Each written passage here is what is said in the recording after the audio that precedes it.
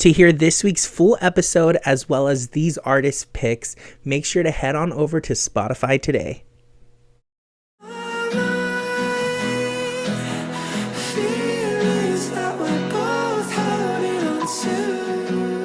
This is Off the Record, a radio playlist where I help you discover new artists and new music. I'm super excited because I'm sitting here with KCH, who just released his newest EP. Here we go. My Head is a Jungle in a deforestation way.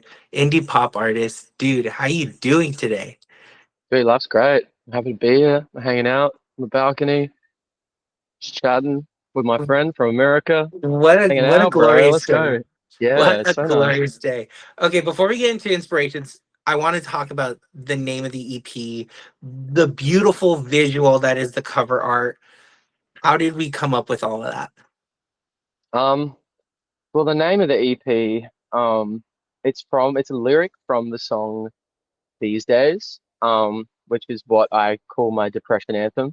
It was just like I was so like it was I wrote These Days like so long ago, but I was pretty depressed at the time, and I was listening to like a lot of like Mac Miller and stuff like that, and I just wanted to write something that was like I'm depressed, but it's boppy kind of thing. Yeah. Because I don't know, but I just wanted to have like hope in it as well. But anyway, it's a lyric from that song, and I think it's open to interpretation. But for me, where I resonate with it, it was I think at that time my brain was so active and like it was just like at war with itself. Uh-huh. Um, and so like I would, the saying like my head is a jungle, but then I was like, oh, it's like, but it's like I'm not like a like lively like I'm like an endangered jungle up here. Like Yeah. it's like there's like trees that are cut down and stuff. It's just like something's kind of not right up here, and I think that's kind of what I was doing with the lyric. But I also I don't know. I think a large thing of the EP is I like everything feeling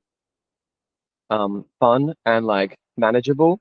Mhm. And yeah, I think that's something I really like doing in music is like getting heavier topics and making them feel hopeful or light or funny even. And I just thought that was like a funny EP title because it's just like, yeah, I'm depressed. You know what I mean? It was just kind of funny.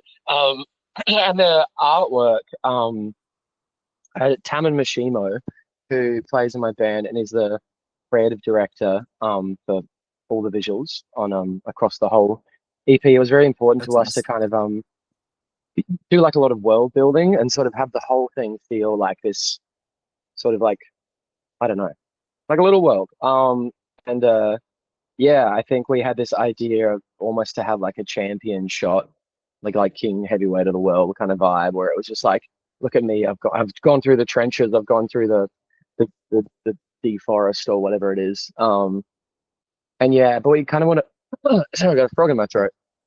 Ribbit. But yeah, I just wanted to feel like I'd sort of like overcome, but like with uh bloody knuckles. You know what I'm saying? That's so great. So it's kind of very literal meaning behind Yeah. the EP art. It's Yeah, it's so beautiful. Like I remember when you dropped the post on Instagram with the visual of it. I was really captivated. I was like, that is a beautiful like honestly, it's up there with like the Crux by Joe and Perfume yeah. Jesus, Thanks, like, and man. like the visual beauty behind it. Let's talk Thank you. a little bit about your musical influences growing up. And I always like to ask this in the sense of when you were growing up, who was playing music around you and what do you remember them playing? Yeah, I mean, I kind of found my deeper love for music a little later in life, which is interesting. I mean, my dad has really great taste in music growing up. Was always listening to like the Chili Peppers and like just like really tasteful dad rock. The dad rock that's kind of like really cool. He's got great taste and he's still an influence to me to this day. But I didn't really like hold on to it yet, but I loved it. But I was like a theater kid, because I just loved performing and I loved like doing it, right? And I guess I didn't know how to do music yet, so that wasn't like accessible to me. But then I think I was like in year nine, and I was in the library at school, and I heard the 1975's first album, and it just like my world, my universe flipped in that moment because I just like I didn't realize music could be like that, and I just think that's where my love of like world building comes from. Was that when I first found that band, and then I think I went to Groove in the Moo, way back in the day, and I saw the Jungle Giants play, and I was such a big fan. And yeah, I just remember watching that, and that was like I was in like year 10 then or something like that, so it's pretty late. But that was kind of when I first realized, like, oh yeah, that's what I want to do. That's my life now. So It yeah, and sounds then like from you there, were sorry. It sounds like you were a theater kid growing up. Was there a certain role mm, that you played that like has always stuck with you? yeah, I mean, I love Spring Awakening. Um, and at uni, I got to do Melchior, and that was the peak. And I knew that it would never get better than that. So I stopped doing You're like, it. this is it. This is I was like, bye yeah, I've done it. everyone. I've done it. The Bye. final bell. Yeah, Well, 100%. you talked a little bit about the world building of the EP. Let's talk about like you as a songwriter and what was it like putting this EP together? It sounds like it was over like a nice length of time. Yeah, I've written a stupid amount of music. The EP very much came out of like a time in my life that sucked. I had a really awful breakup after like a big 4 year long relationship, and then also within the same month, um, my dad got Alzheimer's, and it was just kind of like this crazy awful time where my world just kind of like fell apart. Um, and yeah, so I think because the rug had kind of pulled from beneath me, I didn't really know like where to find my self-worth from. But then that's when I really started leaning into songwriting, and I just wrote like the most stupid amount of music. Like I think there's about three KCH albums sitting in my Wow. demos folder. Like it's yeah, it's stupid. Um, and then yeah, I think with this EP, I really wanted to feel like a body of work, and I had that title. My Head is a Jungle Deforestation Way, and I think I wanted all the songs to kind of fit like this like story of very coming of age story. Like it's very much like coming of age credits rolling kind of That's music, awesome. and we wanted it to feel like it was just like a young person just like going through the trenches, but like finding beauty and joy in the sadness and overcoming it through like hope. So I think Yeah, for me, music without hope does not interest me. I want it to uplift me. that's awesome. That's beautiful. What movie would you have it play as that like credit rolling sequence? Oh, shit. Hey, that's a good question. Um, I mean, we always use 10 Things I Hate About You as like a point of reference. Great movie. Yeah, it's a really cool movie, but I like Perks Being a Wallflower maybe, but it's a bit modern for that. Angus Thongs and Perfect Snogging maybe. Hmm. Even like Skins, that'd be kind of cool. I don't, that's a good question. I don't think I have a, that's my, can that count as my answer? I don't Yeah, we'll know. take it. We'll take it. Yeah. Well, what are you hoping audiences kind of take away from the project as a whole? Um, I hope they feel like empowered. Uh, but yeah, I hope they feel excited, and passionate about whatever it is that they're passionate about. Um, I'm a big on passion. I just feel like that's like the one of the most beautiful and driving forces of life. And in the best of times and the worst of times, if you can be passionate about things, then you've always got somewhere to go.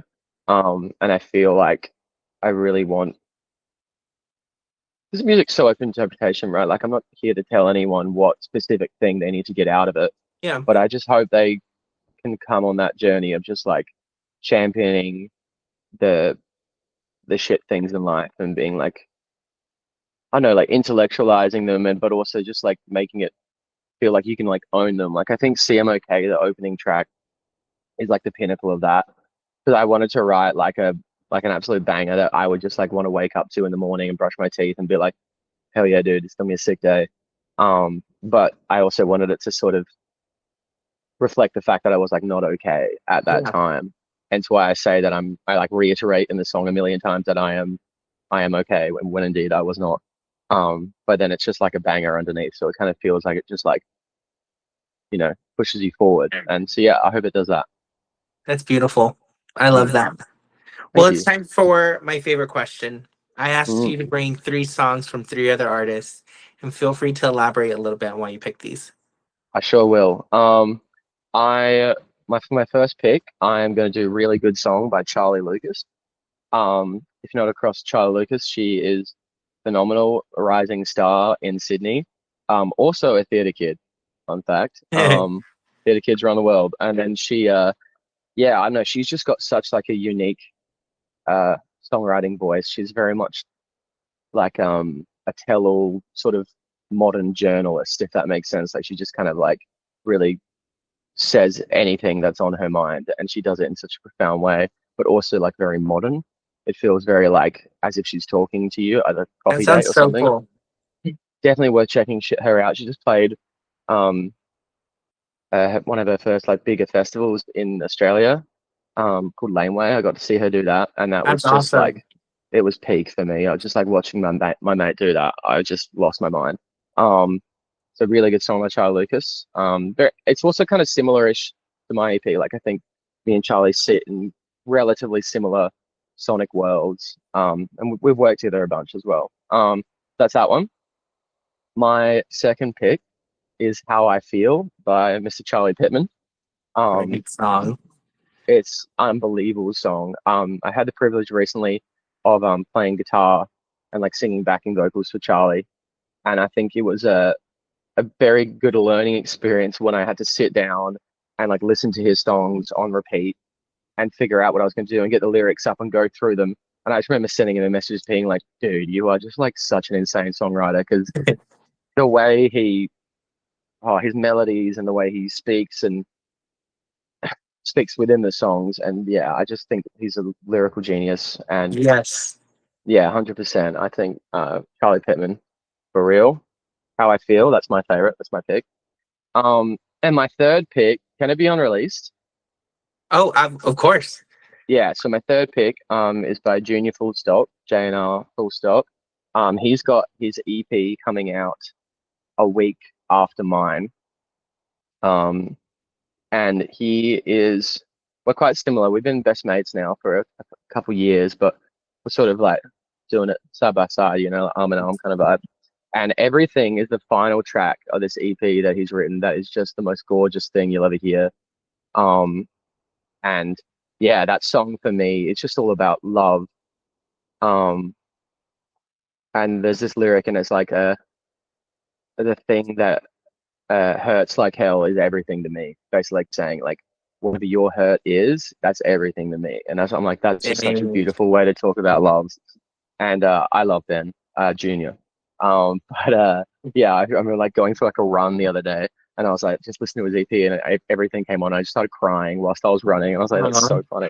It's like just my like mate's song, and I'm just like crying on my run to it.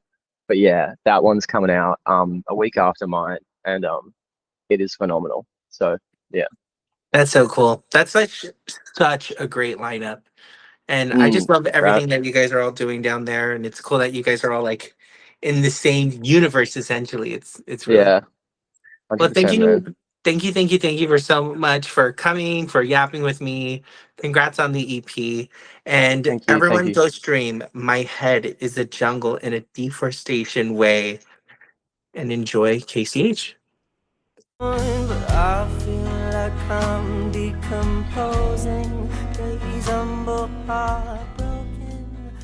This is Off the Record, a radio playlist where I help you discover new artists and new music. I'm super excited because I'm here with indie pop.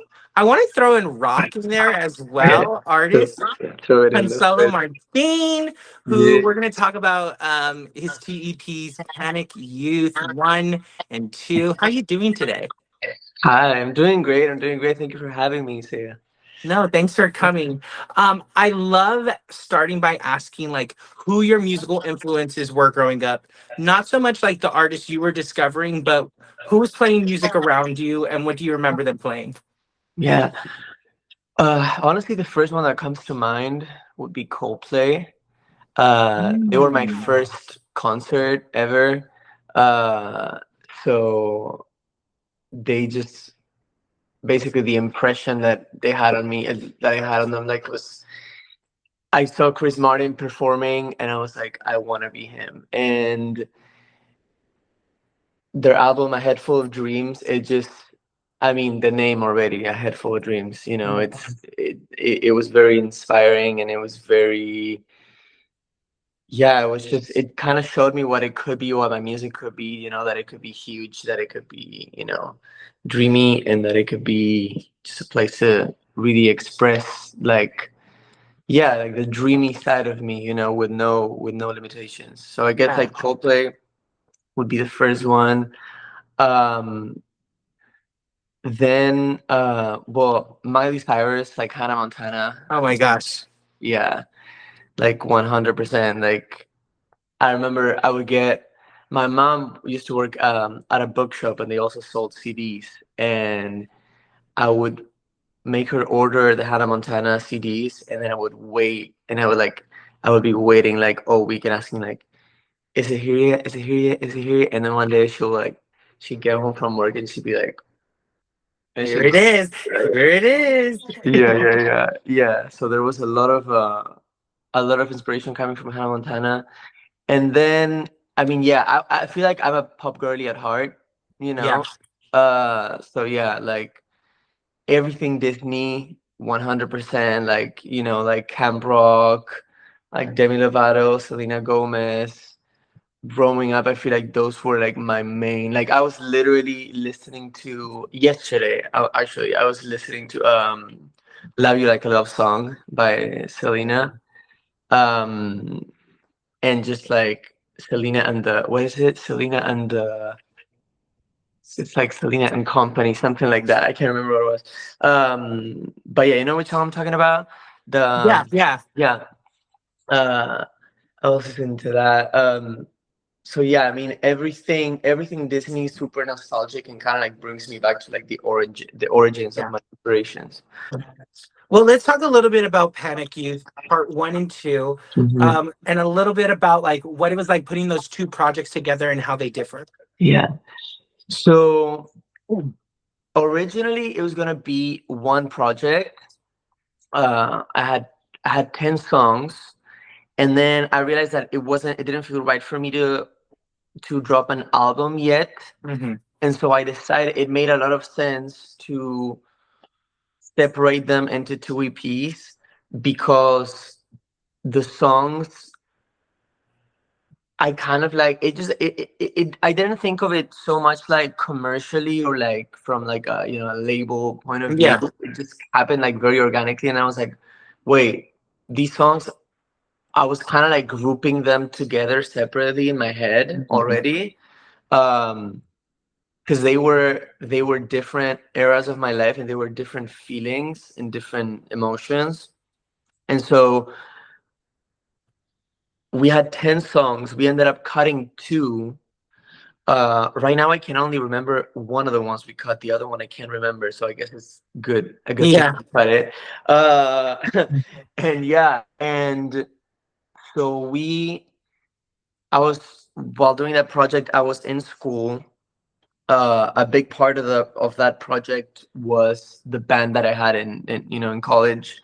Um, and we had to have a band for a couple of my classes in college. And so like the first week that we got there, they were like, okay, you're putting together a band. I had barely played with a band like once a few months before leaving Argentina, and so I was very fresh, and I was also fresh to the country and the Yeah. culture, and still getting used to the language and everything. So it was pretty like, whoa, okay, you know. So I remember just going to people like in like the hallways, and be like, hey, do you want to be my bass player, you know, just like randomly, you know. And so yes, we put that band together, and then met my producer Javi, and he's from Mexico. Javier Cruces, huge part of the project and of my projects still. And he so, you know, a big thing is that we can talk in Spanish, and we can, you know, Yeah. we end up talking in both English and Spanish, but it's a good way to flow, you know. And I met him, and we started working with my friend Bicha. She's also an artist, and I met I met Javi mostly through working. Like I had known him prior, but then got to know him more through working with Bicha. I was playing synths and piano for her project, and so after working with Bicha, I just reached out to Javi and I was like, "Hey, do you wanna do this?" And I already had like kind of the structure and like what I wanted the creative direction to be, the visuals, the inspirations, the Yeah. references, like a color palette, and like a little bit of everything. So I came in like pretty strong, and he was like, "Yeah, let's do it." He was very down from the beginning. So as I was in school, and there was like limited budget and limited time, and limited everything at the time. I It took us around 2 years to yeah, which is like a long time. Uh, which is a long time, but at the same time, it like time goes by so quickly. I mean, we're in March, like Yeah.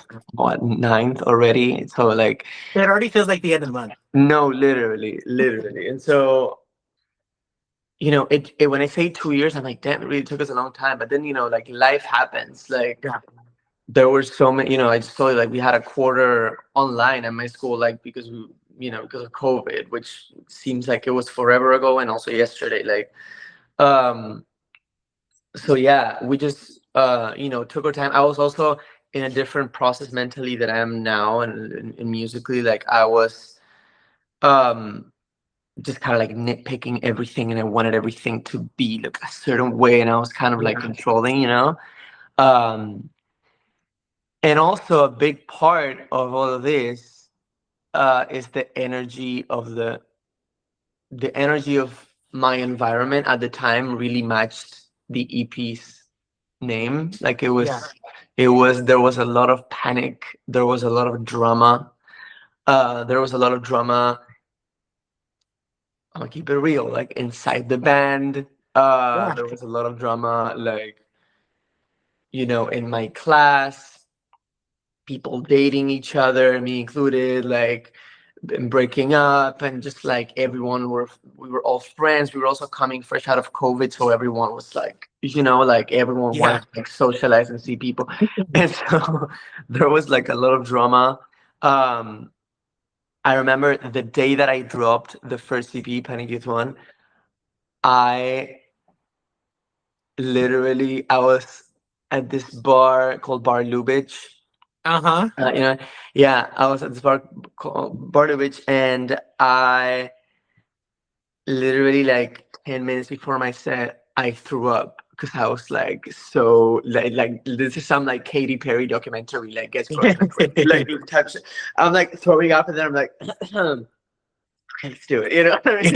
Like, yeah, yeah. So it was very much like there was so much emotion and so much like chaotic emotion. Honestly, like it was all over the place. It was definitely panic, and it was definitely youth. So it lived up to his name. And yeah, and then it happened to me with this project that by the time that we had like ended it, I had like flushed out most of the emotions and the experiences that the songs were about. Uh-huh. Um, because yeah, I mean, I feel like that's what happens to so many artists. Like they talk about it. Like by the time you end the project, it's like, who is this? Like you can kind of like externally see the Mm. final product and be like, damn, this is like a part of me, but I don't know how.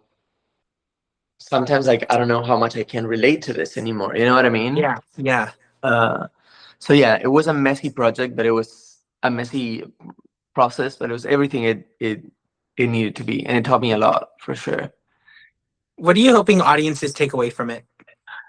Uh, to embrace the mess, honestly, just like embrace how messy emotions are and how messy relationships are. So I feel like some people are like, like, oh, you're dramatic, or you're like, like, why your relationships kind of like at the time, like many relationships were like all over the place, and it's because it had to be like that, not to be like, like not to incite drama, but to accept it if it comes up, and to take all of these experiences, and then afterwards being able to see them and be like, wait, am I the drama? Am I the problem? uh I feel like if there's resistance towards chaos, and if there's resistance towards like the mess and the absurdity that is fucking being alive, because it is Yeah. absurd as hell, it's like you don't end up learning, you just end up like denying it. um and yeah, you can't really learn from, you can only learn from denial once you're like, oh yeah, I was in denial, you know what I Yeah. mean, like. Yeah, that's great. So yeah, just embrace the mess. Well, what should audiences be on the lookout for in 2026 from you? A lot of new music, a lot of new music, a lot of new visuals, um, visuals that I'm not even seeing from like a place of like I'm making content, or I'm creating visuals for the record, for the EP, whatever. It's mostly just like diving. I've honestly been spending most of my time by myself, and really, but not in a like an in like a lonely way, more in like Yeah. a solitude way, if that makes sense. Yeah. And just like really taking time after graduation. The last year, it was like a lot of like, okay, why do I want to do this? Where do I want to do it? Who do I want to do it with? How do I want to do it? What am I willing to compromise, and what am I willing to keep? You know, what do I want to protect and keep exactly as is? And yeah, so the message, like my message and my story has come to the surface even more, with all Yeah. the noise kind of, getting quiet. Uh, So yeah, all the visuals and everything is just like more. It's like a way to expand the music and expand the art, so it feels very, very authentic to me. I So love that. Quick mhm. question for you. I'm really curious about the live sessions. Was Yes. that band your college band? So I this was not the band that I recorded the EP with. Even though the first EP is mostly that. The first EP is like, yes, it's purely that band, which I'm very grateful for. And then the second EP, it's a mix of that band and then other band members that I met Got it. from college as well. But then this last for the live session, um, only one of the members from the original band, which is Bicha, the Uh, guitar player, one of the guitar players, she she's the only person from the main college band. And then um the other band members, I met them either through college, or through, for example, like the drummer, I met through a friend that I met in college, and yeah, he played with her. So yeah, like a lot of it stemmed from school, and that network. that's so cool. Yeah. Well, it's time for my favorite question. I asked you to bring three songs from three other artists, and feel free to elaborate a little bit on why you chose these. Yes. Okay. So it's gonna be a little bit all over the place, but we're I embracing love that. it. I love it. Yes. So one that I've been really that I found it's a Dochi song. Uh, it is one that she played on her tiny desk. I want to make sure I say that, because I have a thing with this song that I think that I'm saying the right name, and I say it like confident. You know when you like Yeah, a mix between two songs, I get it. and it happens every time. See, I was gonna say "Oh, the Places You'll Go," which is the name of the album she dropped before Uh-huh. this one, but all the places you go is like the title track. It's also the name, but it's not that. So the song is called Black Girl Memoir.